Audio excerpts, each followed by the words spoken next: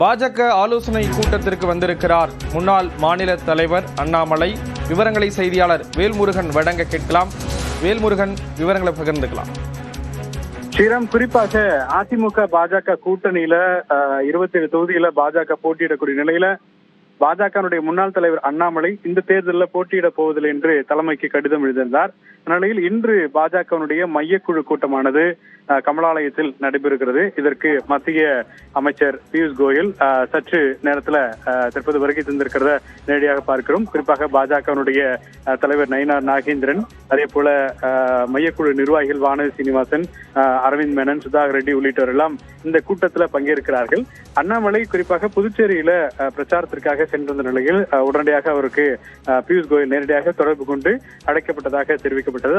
அதன் அடிப்படையில உடனடியாக புதுச்சேரியிலிருந்து ஹெலிகாப்டர் மூலமாக புறப்பட்டு தற்போது பாஜகவுடைய கட்சி அலுவலகத்திற்கு வந்திருக்கிறார். இன்னும் சற்று நேரத்துல இந்த மையக்குழு கூட்டமானது தொடங்க இருக்கிறது. மையக்குழு கூட்டத்துல பிரதான கருத்தாக அண்ணாமலை இந்த தேர்தலில் போட்டியிட வைப்பதற்கான சாத்தியக்கூறுகள் இருக்கிறதா, எந்த தொகுதியில அண்ணாமலையை போட்டியிட வைக்கலாம், அதே போல வேட்பாளர் பட்டியல் தற்பொழுது வரை இறுதி செய்யப்படவில்லை, வேட்பாளர் பட்டியல் தாமதமாவதற்கான காரணம் என்ன உள்ளிட்ட பல கருத்துக்கள் அப்படிங்கிறது இந்த தினத்தில் இந்த கூட்டத்தில் ஆலோசிக்கப்பட இருக்கிறது.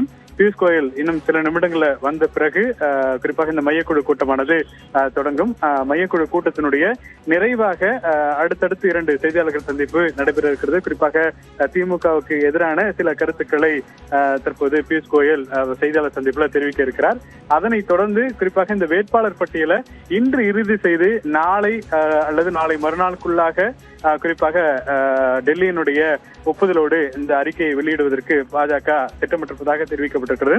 அண்ணாமலையினுடைய வருகை அப்படிங்கிறது முக்கியத்துவம் வாய்ந்ததாக பார்க்கிறோம். ஏனென்றால் வேட்பாளராக களமிறங்க மாட்டேன் என்று தெரிவித்த நிலையில அவரை சமாதானப்படுத்தக்கூடிய முயற்சியில டெல்லி தலைமை இன்று முடிவெடுக்குமா என்பதை பொறுத்துதான் பார்க்க வேண்டும்.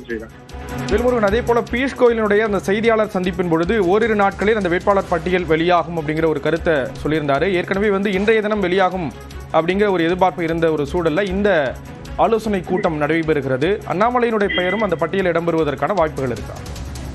நிச்சயமாக. அதாவது டெல்லி தலைமையை பொறுத்தளவிற்கு குறிப்பாக அண்ணாமலை இந்த தேர்தலில் போட்டியிட வேண்டும் என்ற ஒரு கருத்து முன்வைத்திருப்பதாக கூறப்படுகிறது. ஆனால் சரியான தொகுதி எது என்று தெரியாமல் தொடர்ச்சியாக எப்படி வேலை செய்ய முடியும் என்ற கருத்தை எல்லாம் ஏற்கனவே டெல்லி தலைமைக்கு பாஜகவுடைய முன்னாள் தலைவர் அண்ணாமலை கடிதம் மூலமாக கொடுத்திருக்கிறார்.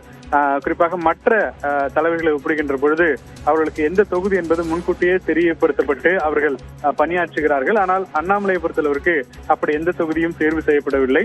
இதனால் தொடர்ச்சியாக அவர் அதிருப்தியில் இருந்ததாக கருத்துக்கள் பரவிய நிலையில தொடர்ச்சியாக அது தொடர்பாக நேரடியாகவே அவர் பியூஷ் கோயல் அவர்களை சந்திக்கின்ற பொழுது அவருடைய கருத்தை தெரிவித்திருக்கிறார். கடிதம் மூலியமாகவும் அவர் அதை முன்னிறுத்தி சென்றதாக சொல்லப்படுகிறது. அதற்கு பிறகு இந்த வேட்பாளர் பட்டியல் அப்படிங்கிறது குறிப்பாக PL சந்தோஷ் நேரடியாக இங்கே தமிழகம் வருகின்ற பொழுது சென்னையிலே தொடர்பான பல்வேறு ஆலோசனைகளை முன்னெடுத்தார்கள். அப்பொழுது PL சந்தோஷும் குறிப்பாக அண்ணாமலை அவருடைய பெயர்களை இடம்பெறக்கூடிய வைக்க வேண்டும் என்ற விருப்பம் தெரிவித்ததாக கூறப்படுகிறது. ஆனால் எந்த தொகுதியில் போட்டியிட வைப்பது, அவர் ஏற்கனவே ஒரு உத்தேச பட்டியல் அப்படிங்கிறது தயார்படுத்தப்பட்டு அந்தந்த தொகுதியில் பணியாற்றிருக்கிறார்கள். இப்படி பல கருத்துக்கள் தொடர்ந்து நிலவக்கூடிய நிலையில உடனடியாக இதை குறிப்பாக அண்ணாமலை ஒருவேளை போட்டியிட வைத்தாலும் கூட ஏற்கனவே அதிமுக தன்னுடைய வேட்பாளர் பட்டியலை அறிவித்து விட்டது. எனவே இனி தொகுதி மாற்றம் அப்படிங்கிறது பெரிய சவாலாக இருக்கும். சென்னையை பொறுத்தளவுக்கு ஒரு தொகுதி, கோவை பொறுத்தளவுக்கு ஒரு தொகுதி, திருப்பூரை பொறுத்தளவுக்கு ஒரு தொகுதி என்று சென்னை உட்பட கொங்கு மண்டலத்தில் எல்லாம் ஒரு தொகுதியில் ஏற்கனவே அங்கே பணியாற்றக்கூடிய வேட்பாளர்கள் இருக்கிறாங்க. இப்படி ஒரு இக்கட்டான சூழல்ல அண்ணாமலையை எப்படி போட்டியிட வைப்பது அப்படிங்கிற ஒரு கேள்வி இருக்கிறது. குறிப்பா மொடக்குறிச்சி தொகுதி அல்லது ராஜபாளையம் உள்ளிட்ட தொகுதிகள் பாஜக ஆலோசனை கூட்டத்திற்கு அண்ணாமலை வந்திருக்கக்கூடிய நிலையில் அது தொடர்பான விவரங்களை கொடுத்தீங்க. நன்றி வேல்முருகன்.